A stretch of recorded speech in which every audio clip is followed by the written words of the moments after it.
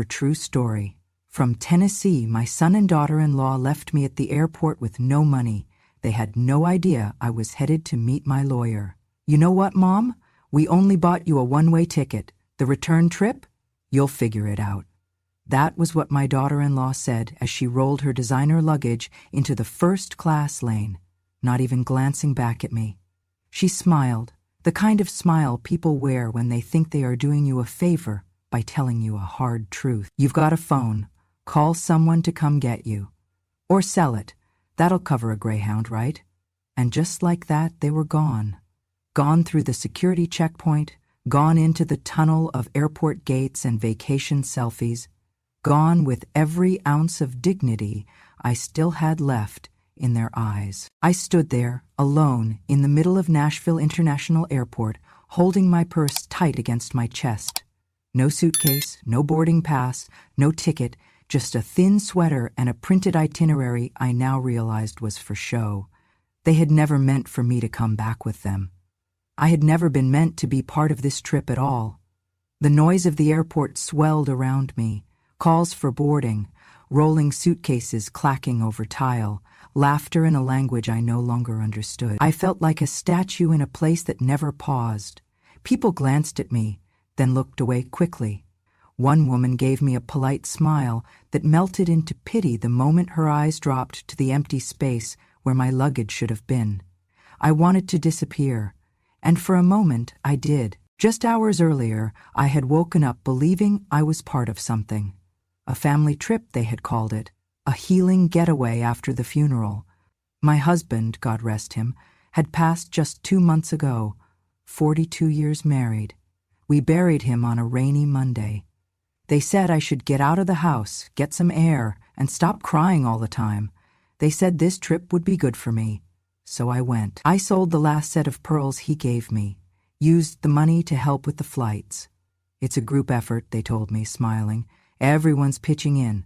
But I never saw a receipt. I never saw the return booking. And I never questioned it. Because I was taught to trust family, even when they stopped treating you like one. At check-in, I noticed Tanya's mother had a priority tag on her bag. She had a first-class ticket. So did Tanya and my son Mark. I assumed we'd all be sitting apart for boarding convenience. Tanya said they would come back and check on me after takeoff. But that was before they scanned my ticket and told me it had already been voided. Sorry, ma'am, it shows here that there's no return trip under your name, the attendant said, eyebrows furrowed with that mixture of politeness and dread people use when they do not want to deal with tears. I had smiled at her. There must be some mistake. But when I turned around, they were already walking away. I followed them to the security line, still holding my little folder of travel documents. And that was when Tanya turned, sighed, and said the words that I now believe had been rehearsed. You know what, Mom? We only bought you a one-way ticket, the return trip. You'll figure it out. She said it like she was telling me what the weather would be tomorrow. And when she added the part about the phone, sell it if you need bus money, Mark didn't correct her. He didn't even look me in the eye. He just adjusted his sunglasses and kept walking. They left me there, like an old receipt, used, discarded, unneeded. I stood there long after they disappeared through security, too stunned to move, too proud to sit. I didn't cry. Not yet. I just breathed one shallow breath at a time. The last time I felt that kind of abandonment, I was 9 years old, waiting on a father who never came back from a short trip to the next town. And here I was again, full circle. Only this time, I had raised the person who left me. People kept moving around me. The world didn't stop because I did. A man with a baby stroller passed by. A woman herding teenagers in matching dance uniforms shouted over the din. Somewhere, a flight to Orlando was beginning final boarding. The sun was hitting the glass walls just right, and it hurt my eyes. I looked down at my phone, not because I expected a message from Mark. He wouldn't dare. But to check that it was still in my hand. It was the only thing I had left that said I existed, that I mattered. I thought about calling someone. But who? My sister passed years ago. My friends had their own grown children, their own pains. I wasn't about to call anyone and admit that I had been left behind at an airport by my own family. No, I would not hand them my humiliation. Instead, I took a deep breath, walked over to the nearest bench, and sat down with my back straight and my chin high. I might not have had a ticket home, but I had something else. Tucked in my bra, right next to my heart, was a small envelope. Inside was the business card of a lawyer, my husband's old friend, someone I hadn't seen in years but who had always said, "If you ever need anything, Blake, you come find me." And now I would, because I might have been left with nothing. But that didn't mean I had nothing left to do. Grief does not knock when it arrives. It doesn't ask to come in. It crashes through the front door and sits in your favorite chair like it's always belonged there. That was what it felt like when Jake passed. Not sudden, but complete. One moment he was there, humming off-key in the kitchen, asking where I'd hidden the cinnamon, and the next he was slumped in the hallway, the mug of coffee still warm in his hand. A stroke, they said, massive, irreversible, final. We had been married for 42 years. 42 years of routines and rituals, of fights that ended with quiet forgiveness, of shared looks across rooms when no words were needed, of raising a son and losing a pregnancy and trying again, of watching life unfold in the shape of each other's laugh lines. He died on a Tuesday. It rained that morning. Not the kind of rain that makes you rush inside, but the kind that soaks into the bones without you realizing it. I remember standing at the kitchen sink hours after they took him, watching droplets slide down the window like they were trying to find their way home. I didn't move. I didn't cry. I just listened to the sound of everything being quieter than it had ever been. The days that followed were a blur of casseroles and condolences. People I hadn't seen in years brought flowers and stories, most of which I was too numb to absorb. The funeral was short. Jake never liked being the center of attention. He used to say, "If anyone cries at my funeral, make sure they bring a mop." I tried not to cry, but I brought tissues anyway. After the service, I went home alone to the house we built together. The bed felt too big. The rooms echoed differently. His slippers were still under the nightstand. His toothbrush sat beside mine like nothing had changed, as if grief wasn't a thief but just a shadow, polite enough to knock before stealing everything that mattered. The weeks crawled by. Some days I didn't leave the house. I'd sit in the chair he loved most and try to remember the exact way he laughed when something was really funny, that belly-deep chuckle that made his shoulders bounce. I tried to remember how he looked at me when I came into a room. I tried to remember who I was before I became the widow. And then one morning, Mark came by. He hugged me, light and distracted, and said, "Mom, I was talking to Tanya, and we think it'd be good for you to get away for a bit." "Away?" I repeated. "Yeah, just a short trip," he said, "to clear your head. We're thinking of taking the kids down to Florida for spring break. You should come. It could be nice." Tanya nodded beside him, all practiced sympathy. Just to breathe a little. Change of scenery. Don't you think Jake would want that for you? It felt like someone opened a window. I hadn't been out of Tennessee in over 5 years. The thought of sand between my toes, of sun on my shoulders, of not waking up to silence, it stirred something I thought was long gone. "Are you sure?" I asked. "Of course," Tanya smiled. "Your family. Family." I clung to that word like a life raft. Later that week I opened my jewelry box, the one I hadn't touched since the funeral. Nestled in the corner was the gold wedding band Jake had given me on our 10th anniversary. It wasn't expensive, but it was real gold. He'd saved for months and surprised me on a Tuesday morning, sliding it onto my finger with a whisper. 10 more years, then 10 more after that.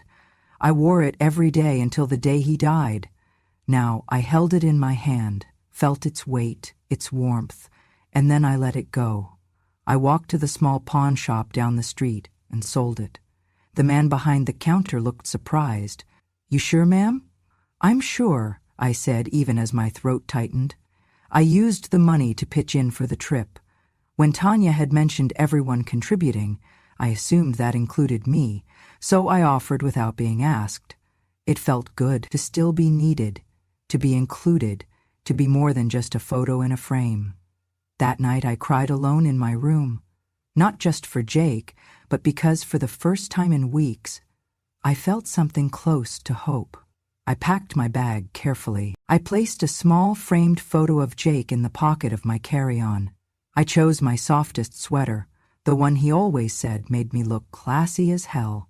I folded a beach towel I hadn't used in years and tucked a paperback I'd been meaning to read for months into the front pocket.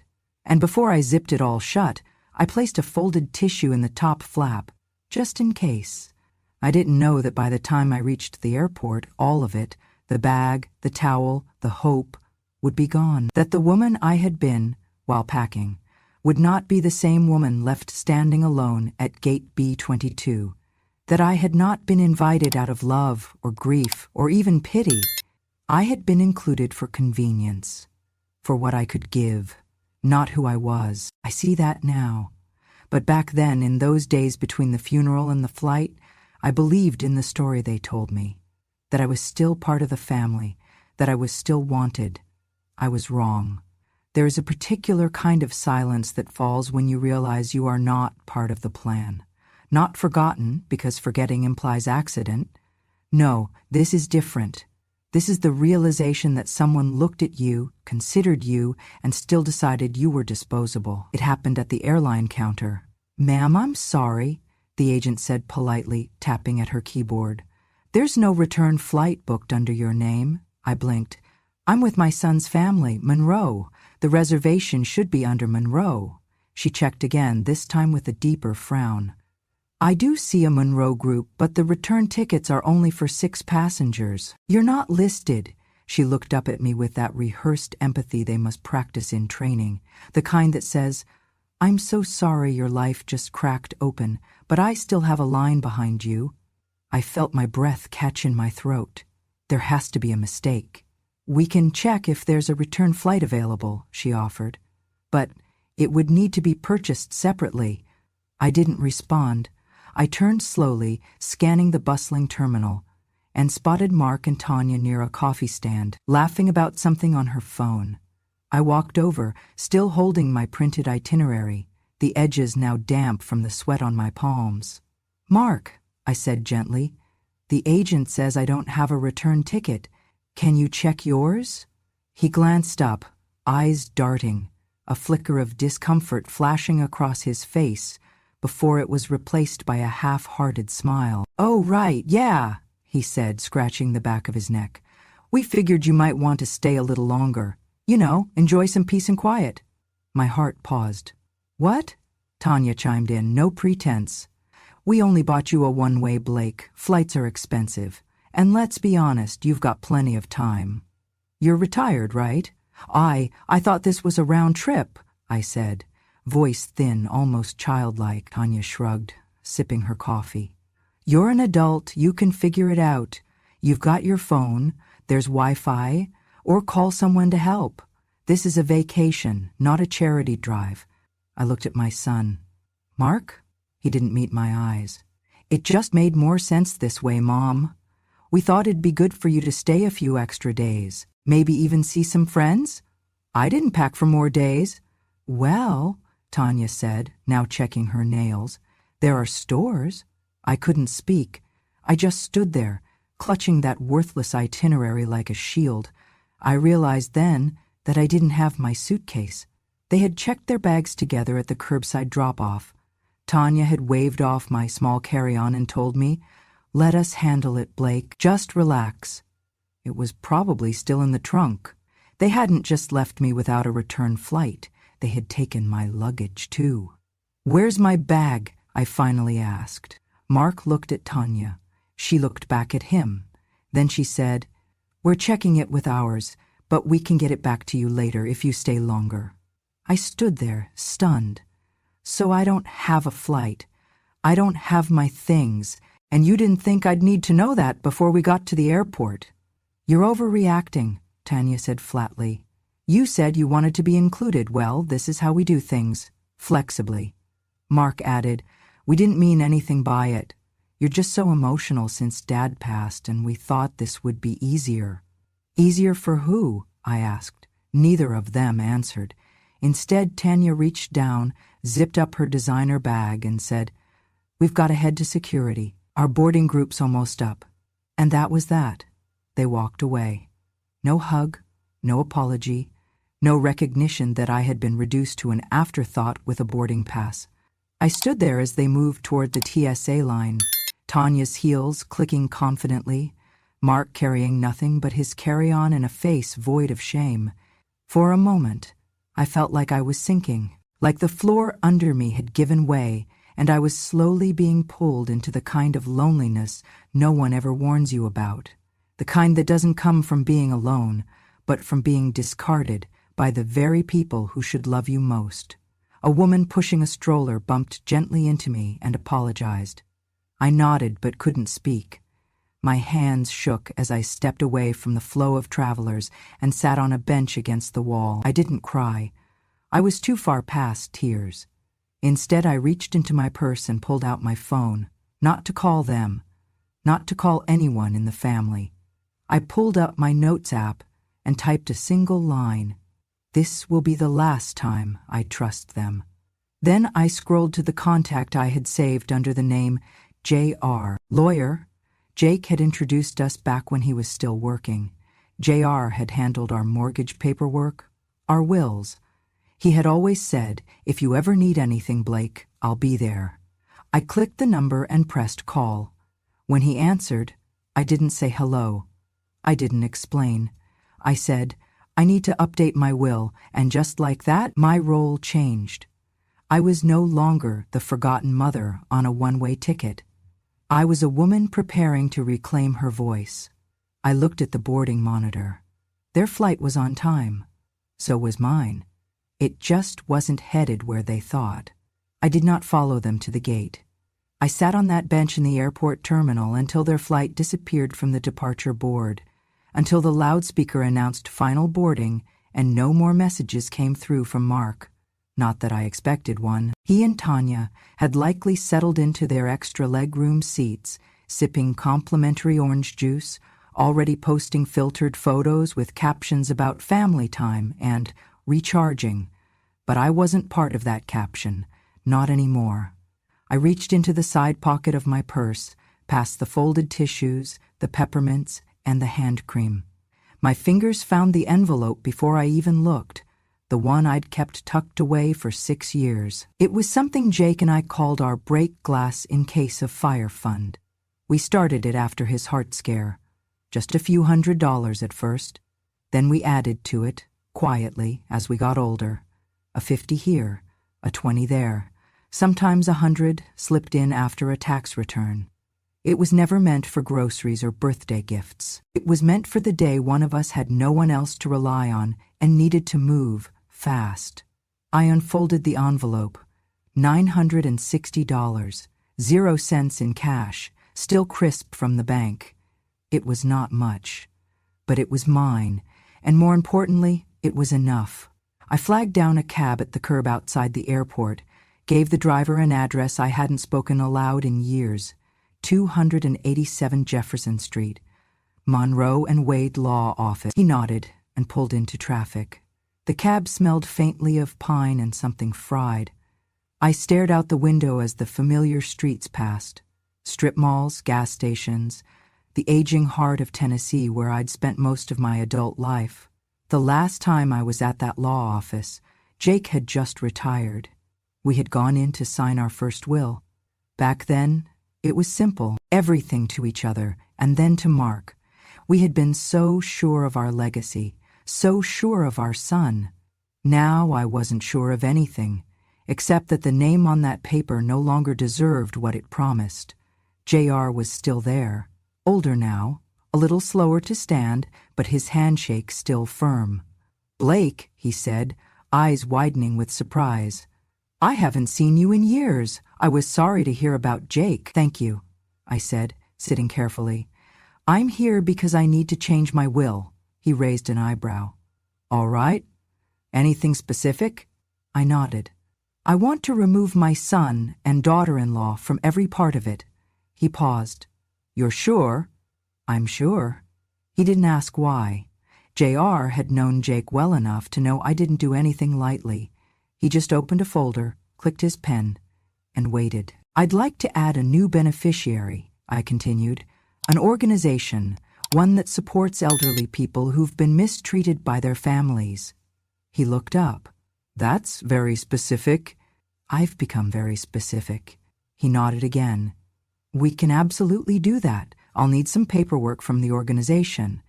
I already have it. I slid a printed pamphlet from my bag, one I had picked up months ago at the community center, never thinking I'd use it for myself. As he copied the contact details, I leaned forward. And while we're at it, I want to make sure that what happened to me, being left behind, taken advantage of, is something I can legally respond to, not just emotionally. You mean financial exploitation? He asked. Yes, elder abuse, I said clearly. Is there anything in the law that protects people like me? There is, he said, more serious now, especially if the person being taken advantage of is a dependent or vulnerable adult. Did they access your funds directly? No, I gave it freely, I said, voice steady, but under false pretenses. They led me to believe I was part of something I wasn't. He nodded slowly. We can explore that. At the very least, I can help ensure they never touch another cent of what's yours.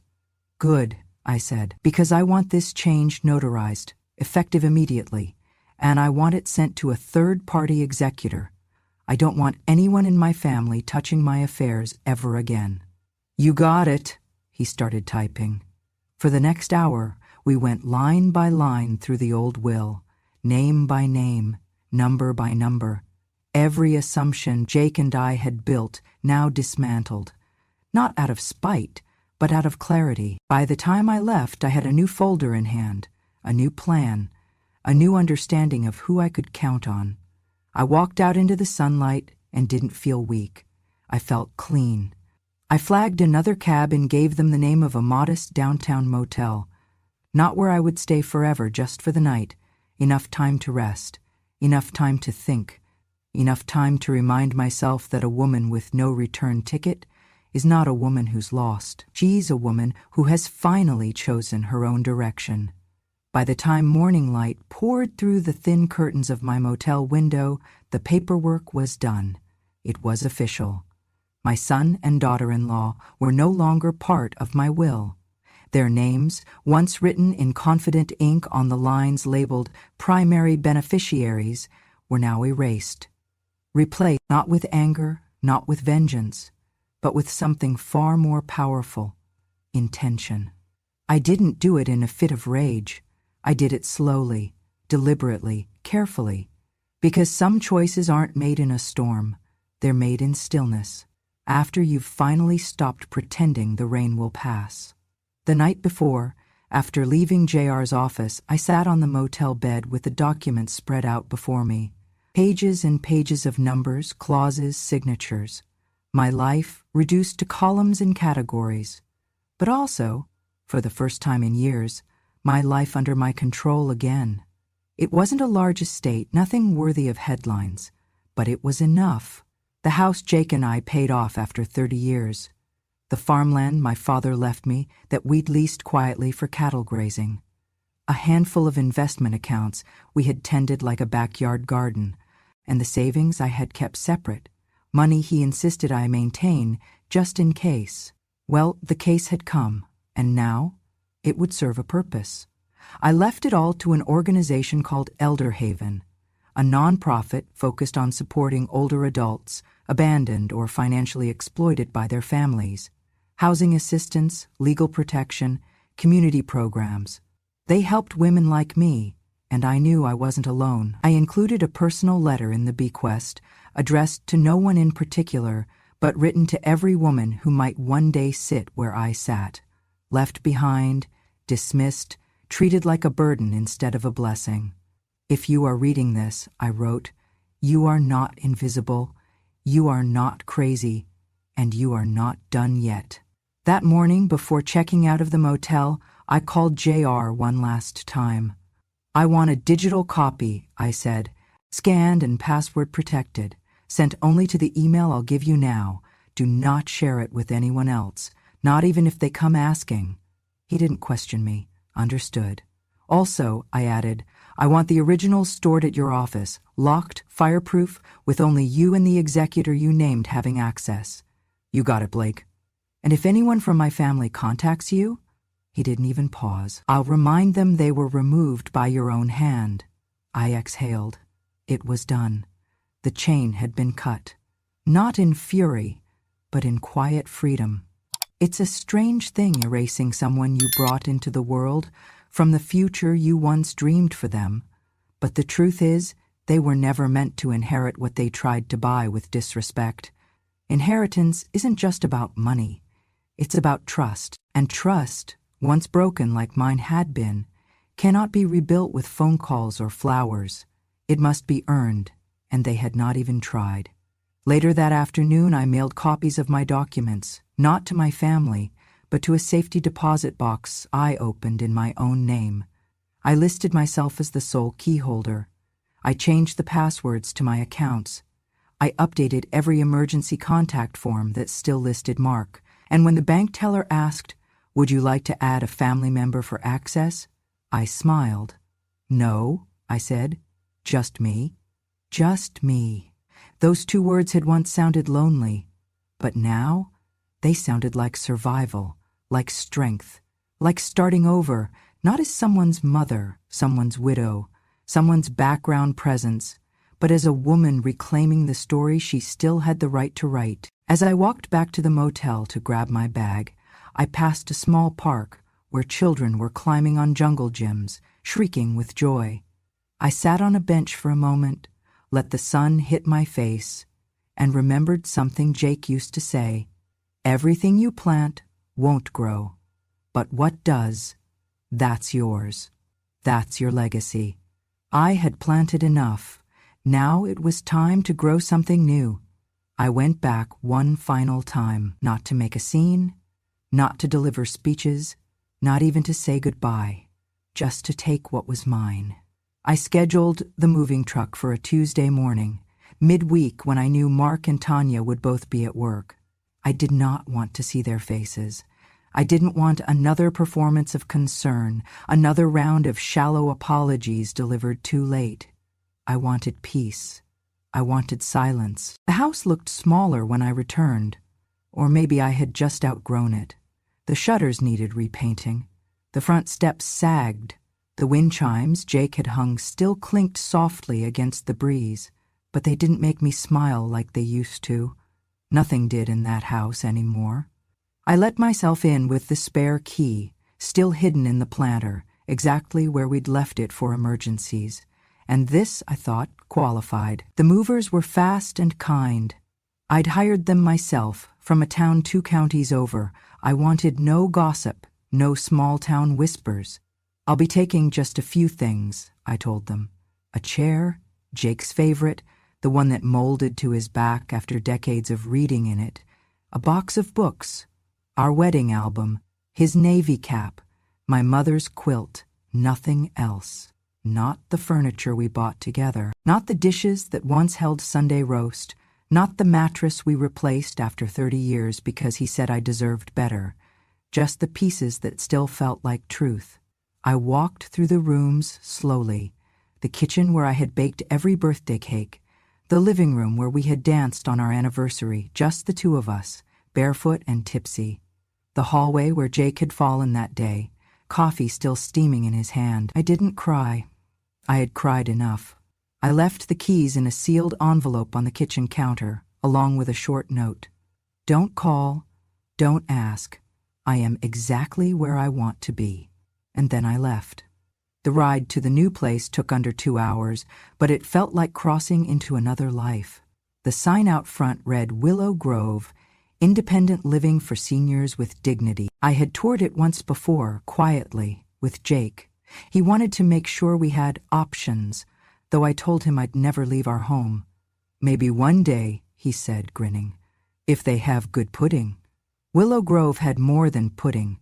It had sunlight that poured through wide windows, hallways that smelled like lemon and not antiseptic, soft jazz playing in the common room, and people who looked up when you walked in, not through you, but at you. "Welcome, Mrs. Monroe," the woman at the desk said, smiling.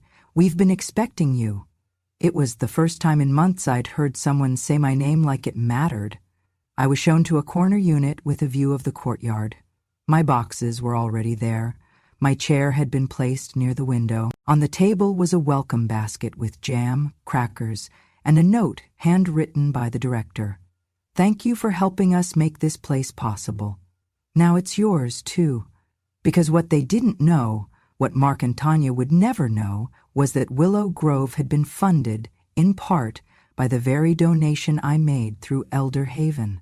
My estate was not just a transfer of assets.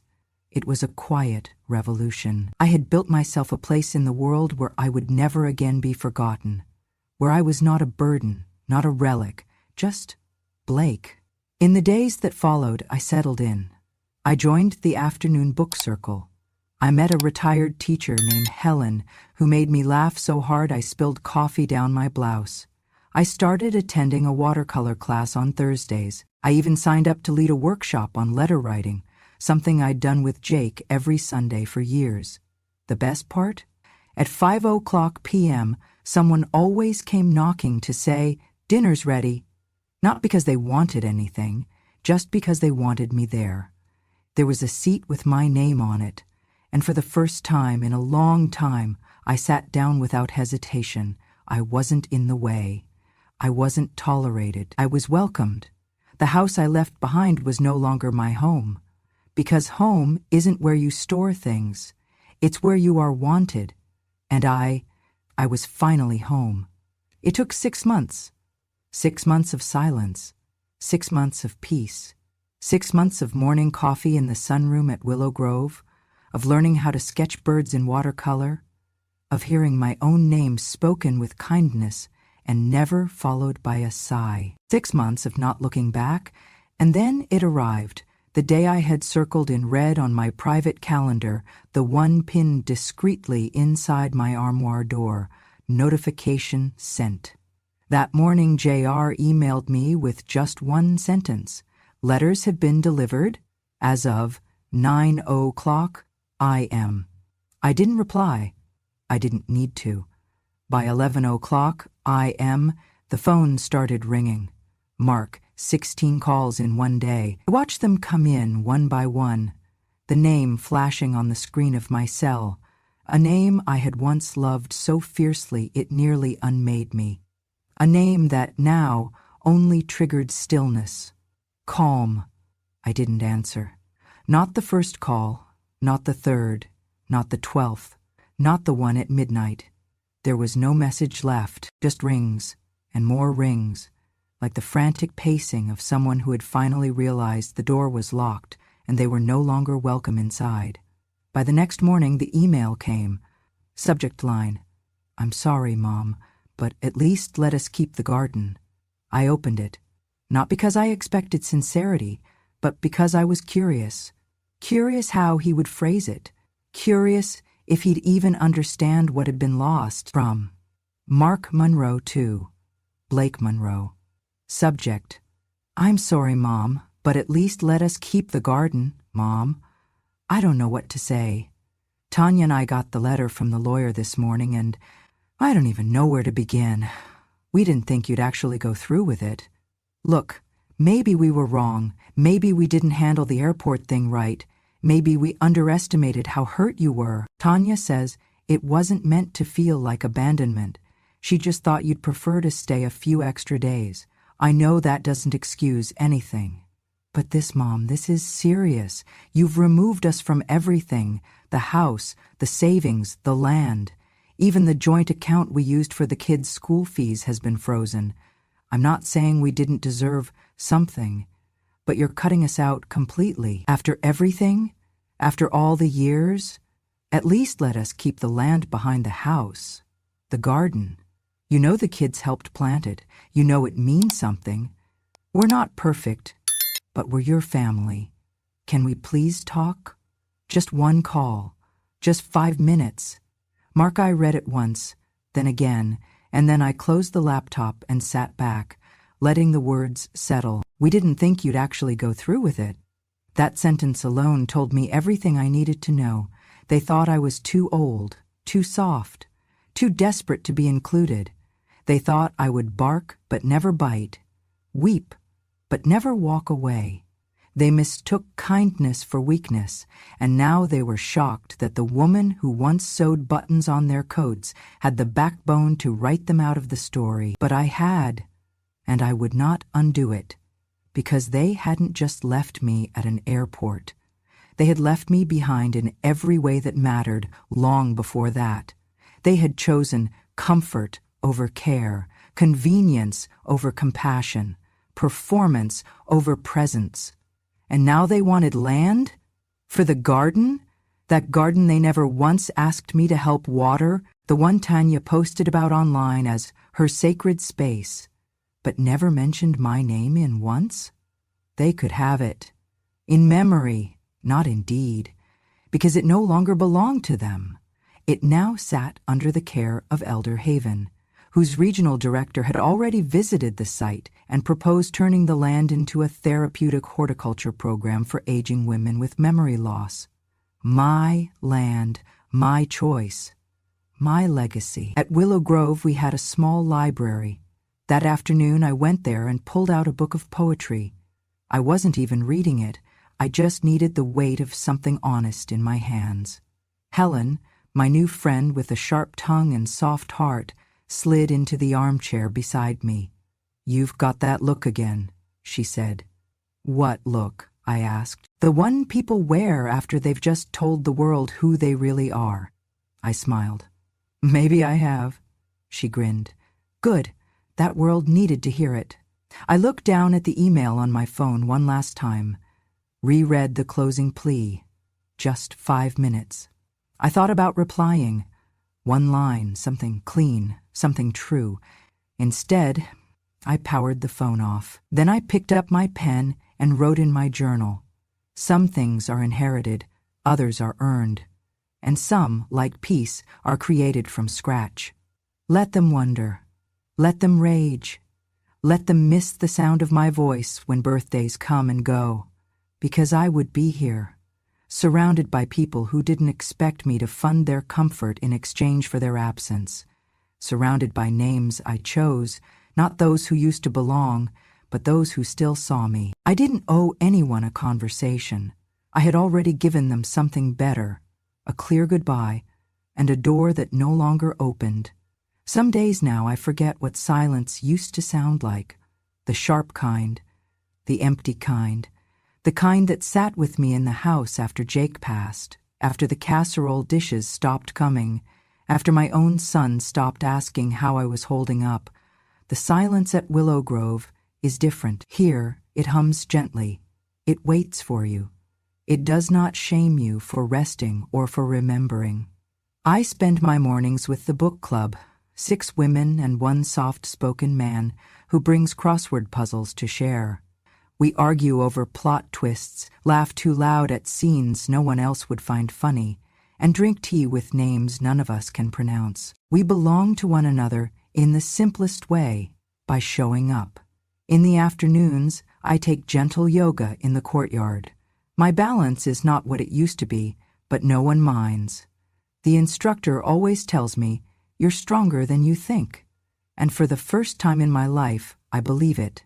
I've taken up painting again, something I gave up decades ago when life got busy, when Mark was young, when Jake worked late. My brush strokes are shaky, my colors too bold, but my heart swells when I step back and see something, anything, that I created just for me. One evening, while organizing some of the communal art supplies, a woman named Ruth looked at me across the table and asked softly, "Do you ever regret it?" She didn't specify what it was. She didn't have to. We all knew what she meant. I looked her in the eyes and said, "I regret not doing it sooner." She nodded. No more questions. That night, I sat alone in my room. The window was open, letting in the breeze. On the table was a framed photo of Jake, the one I brought from home, the one where he's laughing with his whole face, eyes nearly shut, hands mid-vesture. I lit a candle for him, not for grief, but for gratitude. "I'm okay," I whispered, "more than okay." Then, after a moment, I added something I hadn't even known I needed to say. They thought I'd fall apart when they left me. They thought I'd panic, beg, chase after them. I leaned in closer, looking at his picture as if he were sitting across from me at the dinner table. "But you know what, love? They're the ones who lost something that day. Not me. They lost their way back. Because that's what they did, isn't it? They mistook silence for weakness. They mistook endurance for consent. They mistook my love for a bottomless well they could draw from forever, without ever pouring anything back in. But now, I don't mistake myself for someone who owes anyone anything. Not Mark, not Tanya, not the grandkids who will one day ask why they don't know me, and who will hear whatever version of the story their parents are bold enough to tell. That's not my burden. I know my truth. I lived it, I survived it, and more than that, I rebuilt from it. Here, I'm not just the old lady who paid for the trip. I'm not a financial resource, not an inconvenience, not a figure fading quietly in a corner. I'm Blake.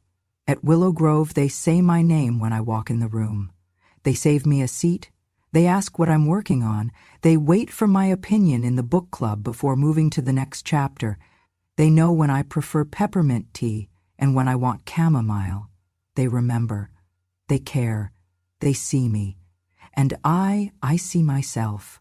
Not as a relic, not as a story that ended when Jake passed, but as a woman who lived through the worst kind of betrayal, the kind that hides behind family smiles, and came out with her name intact. Sometimes at night, I walk the courtyard alone, hand resting on my cane, watching the light spill out from the community room windows. I think about the word legacy, how everyone wants to leave something behind. But maybe the most radical legacy isn't money. It's memory. It's the right to write the ending of your own story, even if you have to rip up the old script and start fresh. I did that. I chose new names to include, new traditions to build, new family to love, not bound by blood, but by presence, by choice. And that, in the end, is what real family is. Chosen, cherished, kept. And when I blow out the candle each night, I smile because I don't owe gratitude to anyone who made me small. I owe it to myself for standing up, for walking away, for lighting the match and watching the lies go up in smoke. I chose myself. I chose peace. And I chose a new family, one that would never leave me at the gate. If this story made your heart ache, then made it rise again. If you've ever given everything to a family that only remembered you when they needed more, if you've ever been left behind and had to choose yourself just to keep going, then you're not alone. This is Grandma True Stories, where we don't whisper the past, we speak it with clarity, where forgotten women remember themselves, where quiet pain becomes power. So, if you believe that dignity doesn't expire with age, if you believe that being kind doesn't mean being weak, and if you believe that the truth still matters, even if it takes a lifetime to say, subscribe to Grandma True Stories today, because when a grandma finally tells her story, the world listens, and this time she doesn't get left behind.